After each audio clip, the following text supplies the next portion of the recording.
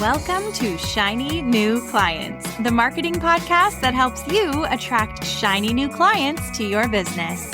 We'll talk about social media, what makes people buy, how to go viral, and marketing psychology, all in 20 minutes or less. Whether you're a coach, a stylist, or a wedding planner, if you've got a service-based business to sell, this is the show you need to fill your calendar. I'm Jenna Warriner, your new marketing coach, and this is Shiny New Clients. You want to sell more. You want to get more eyes on your business. You want to get more customers coming in through the literal door or maybe the figurative door if you're an online business owner like me. And every time you open Facebook gives you a pop-up that says, hey, did you want to boost this post? Hey, this post did really good. Do you want to boost it? And every time you want to watch a YouTube video about true crime, just to unwind at the end of the day, you're getting ads on there about people who will run your Facebook ads and how Facebook ads are the way to go. Facebook ads, which is also Instagram ads, it's all under the umbrella company of Meta, but I'll say Facebook ads for short.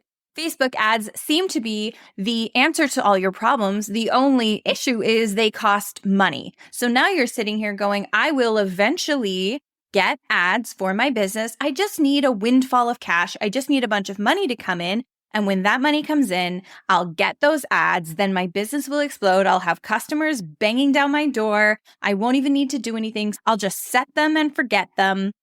And it seems like the perfect solution. I get it. I've been there. But what do we know about things that sound too good to be true? Exactly. Here's the thing. Facebook ads totally do work, but they work for people who know what their offer is, who know who their target audience is, who have a solid funnel, who have businesses that are set up to have people roll in on autopilot. And maybe you have all of that. And if you do, great. Go talk to an ads manager. You'll pay the ads manager, you'll pay for the ads, and then maybe you'll get a really high ROI, which means return on investment. So every dollar you put into a Facebook ad becomes $2 or $3 into your business. If that's your situation, then go for it. But I'm guessing since you're listening to this podcast, you're a newer business owner, you probably do a lot of DIY. Maybe you're 5 years in, you don't want to just throw $5,000 at something if you're not sure it's going to work.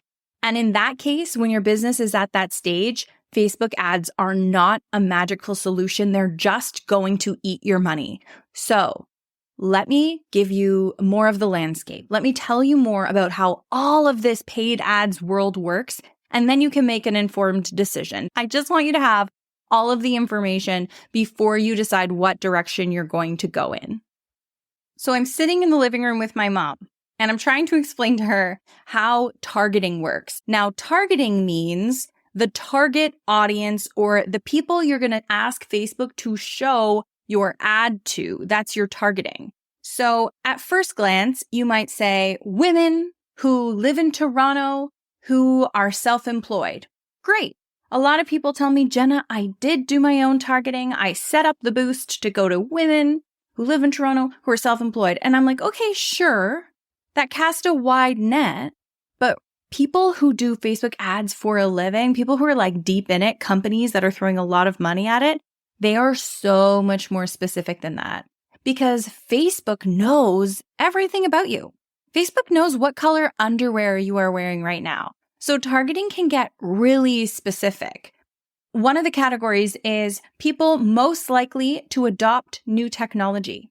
Some of it has to do with how much money you typically spend online or how much money you might earn. There's all this information. So if you can get super specific about who your audience is, then you can send ads like directly to a person. And so I'm explaining this to my mom, and she's like, shocked when she sees ads that are perfect for her. And also a lot of people, and if this is you, like no sweat, but a lot of people think everybody's seeing the same ad.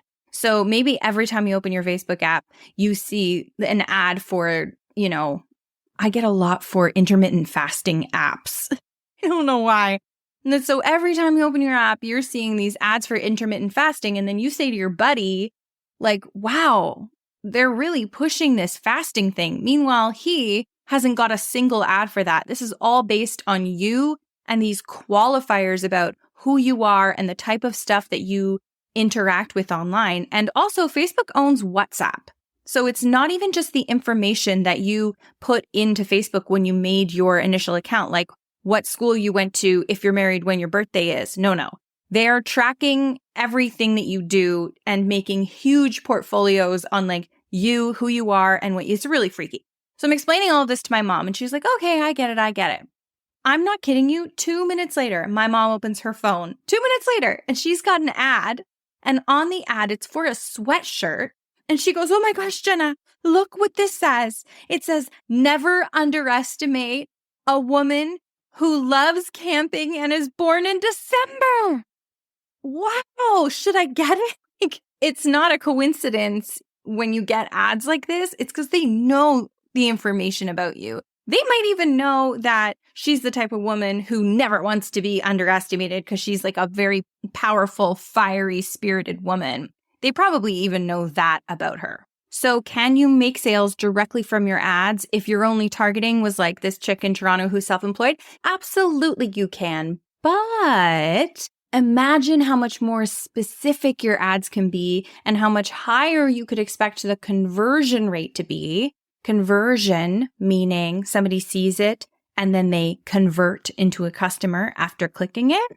If you're only showing your ad to that super specific person, picture it like this.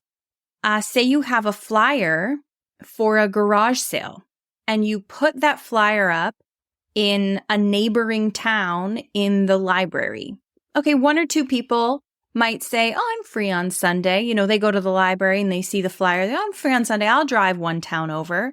Versus putting that flyer right on a tree next to a different garage sale the week before in the same neighborhood, right? Because the people who see that flyer are way more likely to come to your garage sale because we already know they frequent the area. We already know that they go to garage sales on the weekends because that's where they saw the flyer. So they're way more likely. So if you were paying $1 a person for everyone who sees that flyer, you can see how you'd want to put it in the best possible location. Now I'm going to take this 100 steps deeper. Stay with me because I think that this is also important for you to know. Instead of creating all of those factors, okay, people who like garage sales, who live in this area, who go to garage sales on the weekend, who were in this area within this time frame. I think that actually might be one of the things too. You can say like, you can target the ad to people who have visited a certain location, I'm pretty sure. Anyway, I haven't done ads in a long time. I'm not an ads expert. I'm an organic social media expert. I help you create content. Today, I'm just talking about ads because I do have a lot of experience with them. I just don't offer it as a service anymore. And I get asked about this all the time. So that's why I'm talking about it. Anyway, and I don't want you to waste your money. All right. Instead of you having to think of all of the criteria to identify this person, you can create what is called a mirror audience or a lookalike audience. What that is you have a collection of 100 people is the minimum, but Facebook recommends 1,000 to 5,000 people. The more people, the more information. You're going to take this pool of people and you're going to give it to Facebook and you're going to say, analyze these people's similarities and create another pool of strangers who are similar to these people. So instead of you having to guess what attributes these people have and how they behave online and how much money they have and all of that, Facebook is going to look at all of the data points they have on those people and find you more people that are similar to them. Why does this matter for you right now at wherever your business is at? If you plan on one day running ads, you can start collecting that pool, which means your ads will be more likely to convert higher because you have all these people that are super specific to draw from. So imagine this now. You're hosting your garage sale and you take a picture of everybody who comes. And then next year, you send out invitations not only to those people who came last year, but a whole bunch of people that are just like those people because they're most likely to be interested in your garage sale. Am I breaking this down? Are you with me? I hope this is clear. The more people that you can get attracted to your organic content or your free content, so just like the posts you make for your business on Instagram and Facebook, the more specific your ads will later be. There's another reason why creating organic content or free content right now by yourself at home is going to serve your ads later. Because when you eventually go and work with an ads manager, they're going to start testing and you are going to pay for all of that testing. You're going to pay for the person to run the testing and you're going to pay for every eyeball that sets its sights on the ads that are tests. Actually, as soon as you launch a Facebook ad, Facebook itself will tell you, please let this run for a couple of weeks before you give up on it because they need to test it too. So all this testing will happen. They're going to test different images. They're going to test different lines of text. They're going to test different calls to action. They're going to test all sorts of things. But you can start that testing now for free with your organic content. In marketing, we've got words like messaging and positioning. And if you're not familiar with those words, don't worry. But it's basically like, what can you say to someone to make them want to work with you as quickly as possible? So if you could get that down to a sentence, in your organic content, you can be testing all of those sentences. You can be trying different ways to get people to work with you and saying different things and really figuring out what resonates with them so that by the time it's time to run a Facebook ad, you can do less testing because you know what your clients need to hear in order to want to work with you as quickly as possible. That's something you can and should, in my opinion, start doing right now. You're going to test posts for free. If you post something and nobody likes it, that is not the end of the world. It's actually zero skin off anybody's back. If anything, it's net positive because you now know what doesn't work, which makes you that much closer to figuring out what does work. And then when you have posts take off, you're going to start getting better and better and knowing exactly what to say to make people want to work with you. Another thing that it is so important that you understand about Facebook ads is ads managers aren't out there running one single ad for people. That's like a flyer in the library, like I mentioned before, that people click and then they book and then they give you money and then it's done. What they create for you is an ecosystem of ads. Some ads are going to be designed to introduce you to new people. Some ads will be designed to warm those people up. And then after people have interacted with multiple ads, maybe they've given you their email address, maybe they've taken something that you give away for free, then they're going to work their way through your funnel all the while you're paying for every bit of content that they see until they work with you. And excellent ads managers can do that beautifully. They can send consistent traffic into your funnel that become paying clients and it's beautiful. And then it seems to run on autopilot, but really it's your ads manager that's running it. And you can make a ton of money marketing your business that way, but it's not cheap. And if you don't already have information to pull from, like who your ideal client is and what they need to hear from you in order to want to make a purchase, then it's going to take even longer if it's even possible at all.